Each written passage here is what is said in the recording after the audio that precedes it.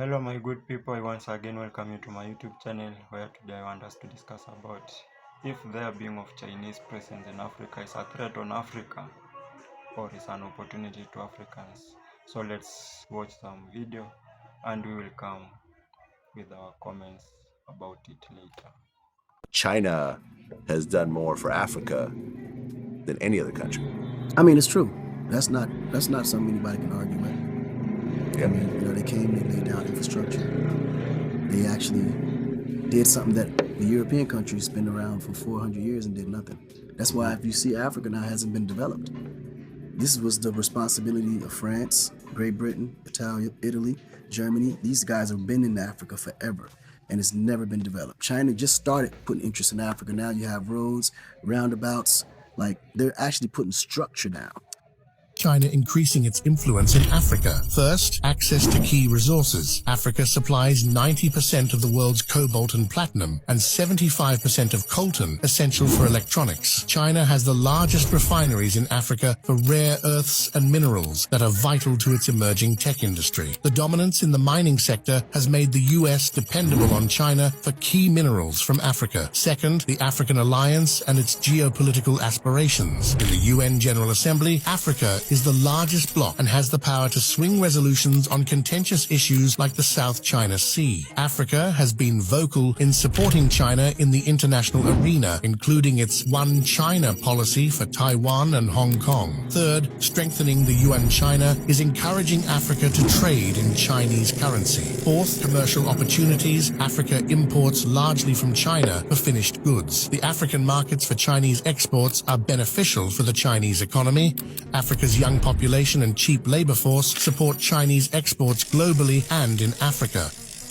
China is often blamed for Africa's debt crisis on the mainstream media. But is that the whole story? China has become a major lender to African nations, funding infrastructure like highways, hospitals, and power plants. Unlike Western institutions, China doesn't impose strict political conditions on its loans. But here's where it gets complicated. Western powers accuse China of creating a debt trap, but the reality is much more nuanced. African countries often turn to China because traditional lenders like the IMF and the World Bank, they just don't offer enough support. Plus, China has been willing to suspend debt payments during crises, like the COVID-19 pandemic, and they also waived 23 loans to 17 countries. But there's a bigger picture because the real problem isn't just one country. It's the global system. Western lenders and private hedge funds also hold a huge amount of the African debt, and they refuse to take losses when the countries struggle. Meanwhile, African nations are caught in the middle, trying to balance development with a crushing debt. So, is China the villain? Or is just another player in a much larger game? The truth is that Africa's debt crisis is a symptom of a broken system,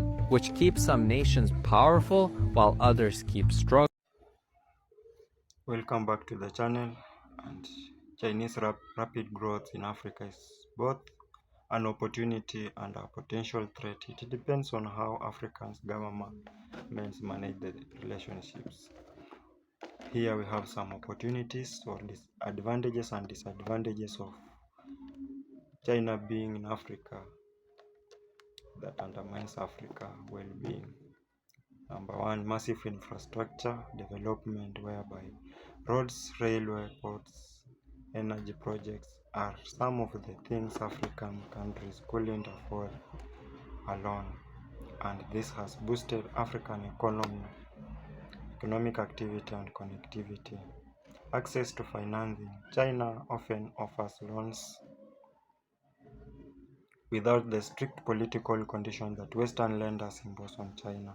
Also offers a growth market for African export and provides capital investment for crucial projects such as energy and transportation.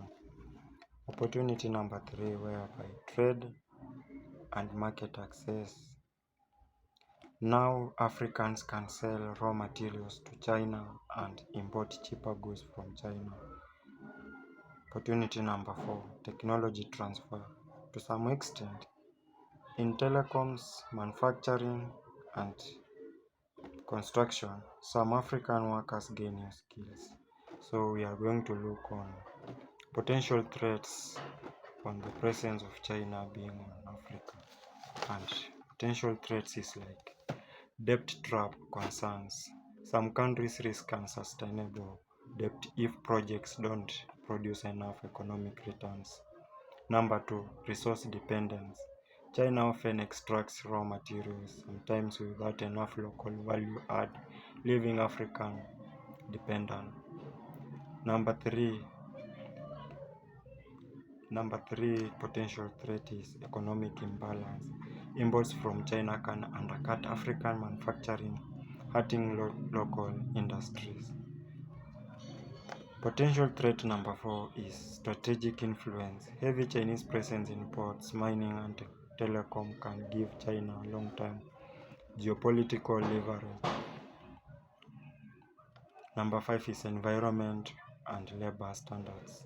Some projects face criticisms, environment damage, and poor labor conditions. And China's growth in Africa is not automatically a threat, it's a strategic game. If African leaders negotiate smartly, diversify partnership, and invest in local industry, it can be a win-win. If not, it is risky becoming a new form of dependence. And I thank you for following closer, watching my videos, and if you like the content, let's meet on in comments, and please subscribe and share. Thank you. China is making a huge investment in Africa, and at the same time, it seems as if African countries have put some of their most important natural resources as collateral for the loans that they are taking. Do you think Africa might be heading towards neocolonialism? Before China, you can only go either to the World Bank or to these Western countries to get it. So China has given an alternative. So, okay, you know what, if I cannot get it from there, I can also get from China. And it creates a little bit of competition, Yes. which is good for countries that are looking for loans. That's fine, okay.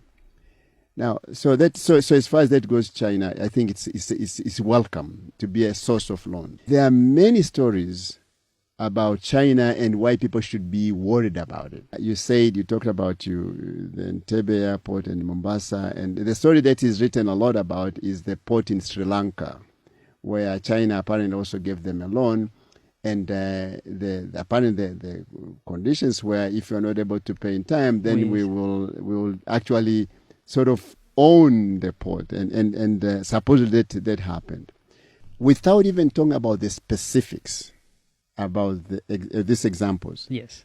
For me personally, I don't blame China. It is not their responsibility to worry about our situation. If those things actually happen, it is the and if there is anyone to blame, then it is our leaders, not China. China is doing something for its own interest. And if they can take advantage of it, good for them. I'll say, okay, we have people who can read contracts, who can understand them, and who know what is in it.